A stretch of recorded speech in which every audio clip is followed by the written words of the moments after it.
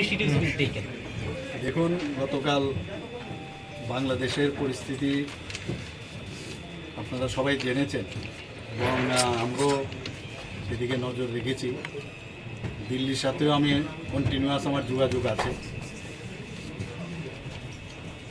এবং আমি সবার সাথেই আমি কথা বলেছি। এখানে আপনারা এর মধ্যে হয়তো বা খবর পেয়েছেন, আমাদের চিফ সেক্রেটারি, ডিজিপি এবং আসাম রাইফেলস, বিএসএফ, অন্যান্য যারা আছেন সবার সাথে আমার কালকে একটা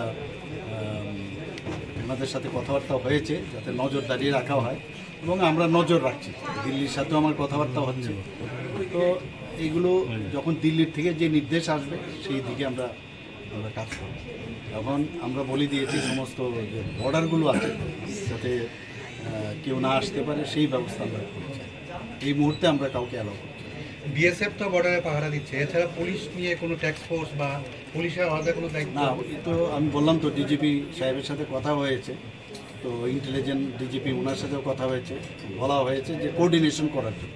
এই যে আমি 5-6টা ডিপার্টমেন্টের কথা আমি বললাম, ওনারা সবাই একজন আরেকজনের সাথে যাতে কোঅর্ডিনেশন করে, কোথাও কী সমস্যা বা কোনো যদি বর্ডার এরিয়াতে কোনো প্রবলেম হয় একজন আরেকজনের সাথে যাতে কোঅর্ডিনেশন করে। আচ্ছা, দিল্লি থেকে কি গতকালকে কোনো নির্দেশ এসেছে? আমার সাথে কথা হয়েছে, নির্দেশ হয় না, আমাদের সাথে কথা হয়েছে যে মানে এখন কী পরিস্থিতি আমাদের ত্রিপুরাতে, বাংলাদেশে এই উদ্বেগজনক যে অবস্থা, তাতে আমাদের কোনো সমস্যা হচ্ছে কি না আমার কাছে জানতে চেয়েছে। আমিও বললাম যে এখন পর্যন্ত তো সব ঠিকই আছে, কোনো সমস্যা নেই।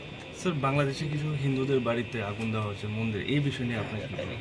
না, এগুলো তো হওয়া বাঞ্ছনীয় না। আমরা তো এগুলো কোনো অবস্থায় আমরা এগুলোকে ভালোভাবে নিই না।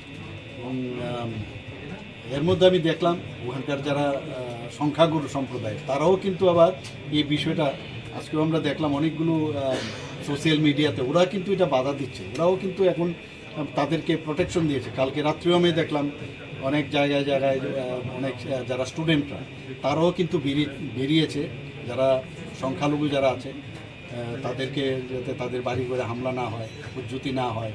মন্দিরেও দেখছি আমি অনেক জায়গার মধ্যে তারা মন্দিরের চারিদিকে ওরা পাহারা দিচ্ছে। তো এটা একটা গুড সাইন, এটা হলে ভালো। তো এই ধরনের একটা উত্তেজনা অবস্থা তো আছে বাংলাদেশে, তো আমাদের নজরদারি আছে।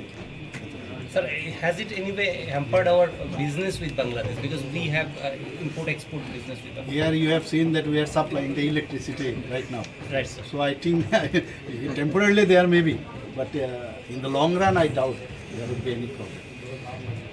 স্যার, আজকে panchayat Subscribe to Tripura Info and press the bell icon so that you never miss any latest updates and news on Tripura.